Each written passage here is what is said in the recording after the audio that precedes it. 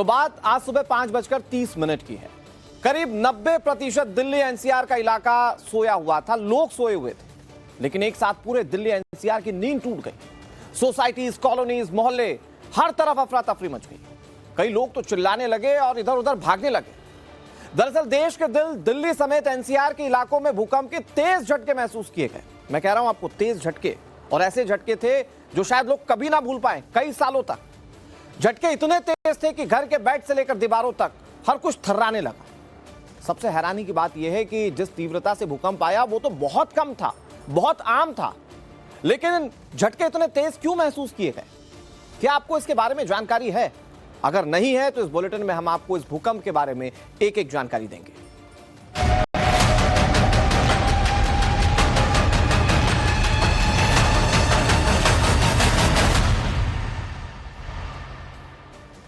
तो राजधानी दिल्ली में आज लोगों की नींद जब टूटी तो लोगों को भूकंप के झटके महसूस हो रहे थे। सुबह 5:36 पर 59 सेकंड पर, यानी 5:29 पर पहला झटका महसूस किया गया। यह झटका इतना तेज था कि लोगों की नींद खुल गई और फिर जो लोग मॉर्निंग वॉक पर गए थे वो डर गए। अब रिक्टर स्केल पर इसकी तीव्रता तो सिर्फ 4.0 आंकी गई है। ताजा जानकारी के मुताबिक नई दिल्ली के धौला कुआं के पास भूकंप का केंद्र था और यह भूकंप जमीन से सिर्फ 5 किलोमीटर नीचे आया था। और इसी के बाद दिल्ली एनसीआर का पूरा इलाका कैसे थर्राने लगा, ये तस्वीर आपके सामने। और यकीन मानिए, जितने लोगों ने इन झटकों को महसूस किया उन लोगों के मुंह से आह निकल गई, चीख पुकार निकल गई। लोग डर गए क्योंकि ऐसा झटका अमूमन नहीं महसूस होता है, वो भी 4 की तीव्रता पर। और दिल्ली एनसीआर का जो इलाका है ये सिस्मोलॉजी 4 में आता है, बेहद संवेदनशील माना जाता है। और ऐसे में इतना तेज झटका लोगों को काफी ज्यादा डरा रहा था। दरअसल दिल्ली में यह भूकंप काफी समय बाद आया, लेकिन तड़के आए इस भूकंप ने जबरदस्त दहशत मचा दी। आपको तस्वीर दिखाते हैं और इस तस्वीर के जरिए आप देख पाएंगे कि भूकंप कितना तेज था और क्यों दहशत मच गई। लोग नींद से जाग गए और घर से बाहर निकल आए। ये तस्वीर आपके सामने देखिए, सब कुछ हिल रहा है। सबसे राहत की बात यह है कि ये जो भूकंप आया ये कुछ सेकंड्स के लिए आया। अगर इसका टाइम ड्यूरेशन ज्यादा होता तो शायद तस्वीर दिल्ली एनसीआर के इलाकों की कुछ और हो सकती थी। दिल्ली एनसीआर में कई ऐसे इलाके हैं जहां पर हाई राइज बिल्डिंग्स हैं और वो बहुत ज्यादा संवेदनशील मानी जाती हैं। कुछ एक रिपोर्ट कई साल पहले आई थी जिसमें कहा गया था कि कुछ सेकंड्स के झटके दिल्ली एनसीआर के इलाके नहीं झेल पाएंगे। और ऐसे में जब इस तरह की इतनी तीव्रता के झटके महसूस किए जाएं तो लोगों के मन में चिंताएं काफी बढ़ जाती हैं। कुछ लोग तो ये भी बता रहे जो उनका अनुभव है कि उन्होंने कुछ तेज आवाज भी सुनी थी और इसकी वजह दिल्ली के धौला कुआं इस भूकंप का केंद्र बताया जा रहा है। और ये मात्र 5 किलोमीटर नीचे जमीन के भूकंप का झटका आया था और उसके बाद पूरी धरती कैसे हिल उठी, इसकी ये तस्वीरें इस वक्त टीवी स्क्रीन पर आपके सामने। जिस वक्त भूकंप आया उस वक्त सब कुछ कैसे हिल रहा था, इसकी ये तस्वीर हम आपको दिखा रहे हैं। और ये जितनी तीव्रता है, अगर आप नंबर्स में देखेंगे तो तीव्रता बहुत कम है, लेकिन जो इसकी इंटेंसिटी थी उसको महसूस करने के बाद लोगों के मुंह से यही निकला कि भैया बच गए, इस बार तो भगवान ने बचा लिया। भूकंप के बाद दिल्ली लोग अभी भी चिंता में, क्योंकि कई बार आफ्टर शॉक्स आते हैं और वो आफ्टर शॉक्स कई बार बहुत बड़े नुकसान देकर जाते हैं। इसका सबसे अच्छा एग्जांपल नेपाल है। कुछ साल पहले याद होगा आपको, भूकंप आया था वहां पर और आफ्टर शॉक में सबसे ज्यादा वहां पर तबाही मची थी। और यहां पर जब भूकंप आया है तो चिंताएं, खतरा उसी बात का है कि कहीं ऐसा ना हो कि और झटके महसूस किए जाएं।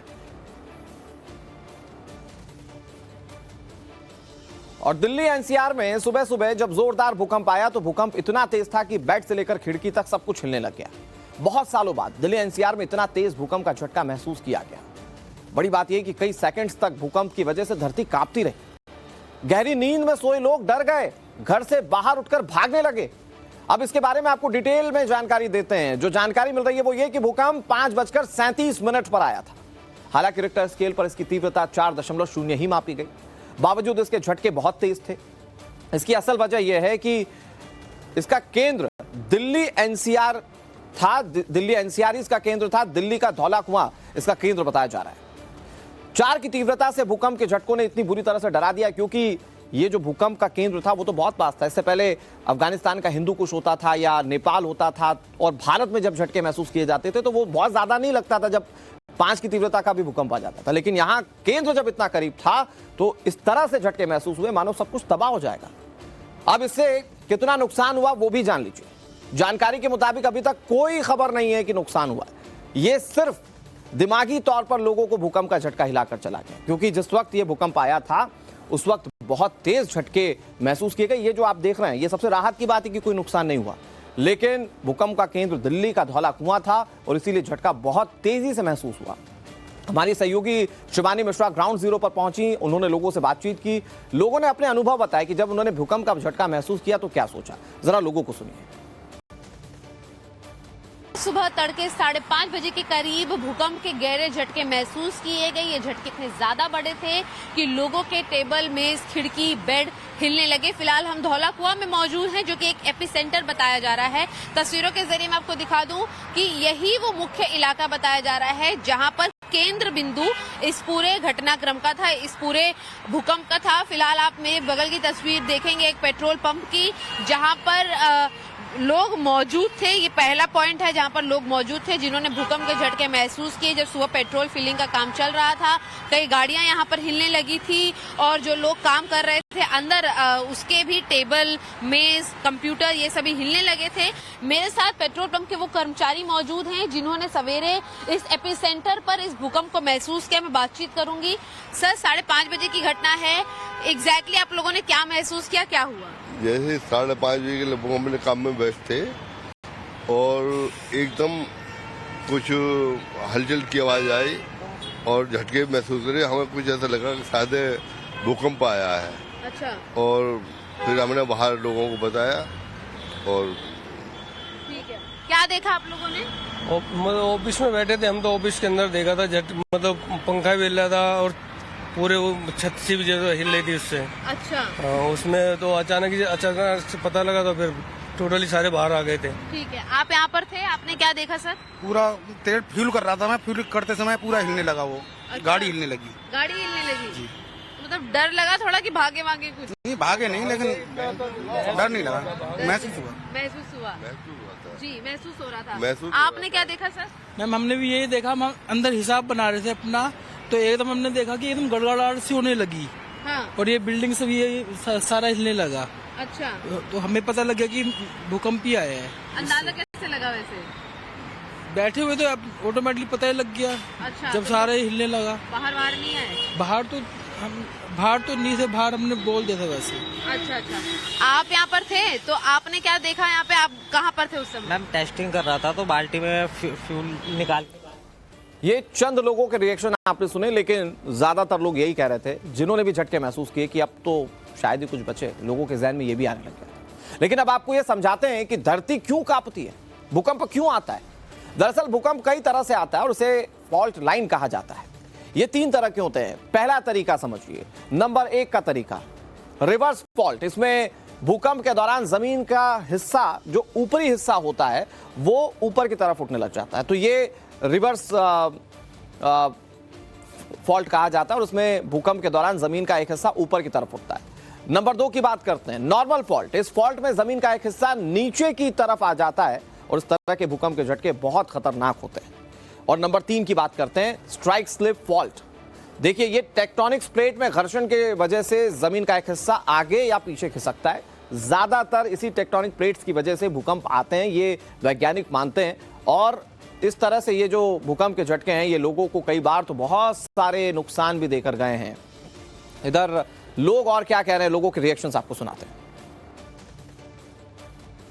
एकदम से झटका लगा, एकदम से, मतलब छोटा भी, नॉर्मल भी नहीं था। मतलब ऐसा लगा कि हाँ, कि जमीन से हिल गई थी। मतलब ये काउंटर वाउंटर सब हिल रहा था। ये एकदम 2 सेकंड का होगा एकदम से।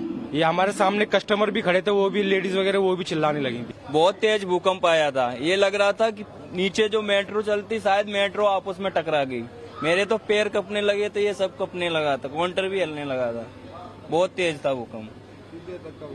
वही 3 या 4 सेकंड, बहुत तेज था, बट तेज बहुत था। धरती ऐसे हिल रही बहुत तेज, धड़ाधड़ धड़ाधड़, मतलब कि जैसे कुछ धरती फटने वाली है।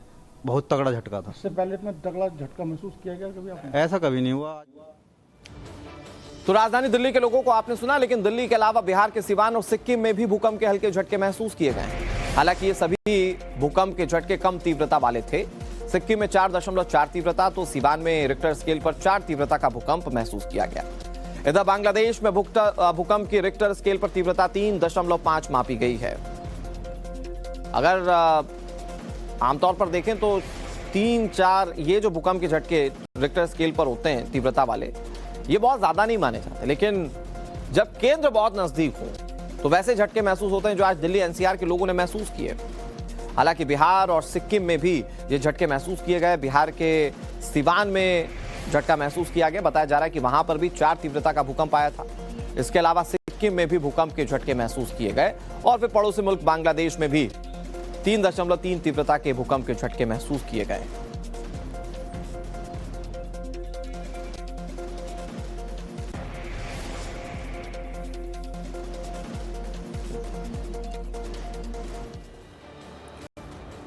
और अब आपको बताते हैं कि दिल्ली के अलावा किस किस जगह आज धरती हिली है। दरअसल दिल्ली में आज सुबह 5:36 पर रिक्टर स्केल पर जो तीव्रता मापी गई वो 4 थी।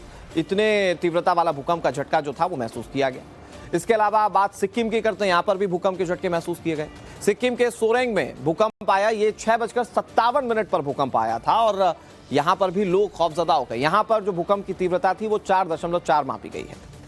इसके अलावा बात बिहार की करते हैं, यहां सीवान में 8:02 पर भूकंप आया था। इसकी जो तीव्रता बताई जा रही है वो 4 तीव्रता बताई जा रही है। और पड़ोसी मुल्क बांग्लादेश में भी 8:54 पर 3.5 तीव्रता का भूकंप का झटका महसूस किया गया। इन सब के बीच में आपको ये बताते हैं कि तीव्रता कितनी खतरनाक हो सकती है, मतलब किस तीव्रता का भूकंप खतरनाक हो सकता है और कितना नुकसान पहुंचा सकता है। जब भूकंप 0 से 1.9 की तीव्रता का आता है तो उसके बारे में सिस्मोग्राफ से पता चलता है। आपको बता दें कि सिस्मोग्राफ एक ऐसा उपकरण है जो जमीन की हलचल को मापता है। अगर 2 से 2.9 की तीव्रता का भूकंप का झटका महसूस किया जाता है तो आपको बहुत हल्का कंपन महसूस हो सकता है। फिर उसके बाद अगर 3 से 3.9 की तीव्रता का भूकंप आता है तो आपको ऐसा महसूस होगा जैसे कोई बड़ी गाड़ी गुजरी हो, जैसे ट्रक, बस, थोड़ा बहुत कुछ हिलता हुआ जो महसूस होता है, उस तरह का भूकंप आप महसूस कर सकते हैं 3 से 3.9 में। लेकिन यह जब 4 से 4.9 की तीव्रता का हो जाता है तो खिड़कियां टूट सकती हैं, यानी कि तबाही का ट्रेलर 4 के बाद ही शुरू होता है, जो आज दिल्ली एनसीआर के लोगों ने झटका महसूस किया है। इसे दिल्ली एनसीआर ने आज महसूस किया तो समझ में आया होगा कि ये कितना खतरनाक हो सकता है। लेकिन जरा सोचिए कि जब ये 5 पर चली जाती है तीव्रता तो क्या होता है।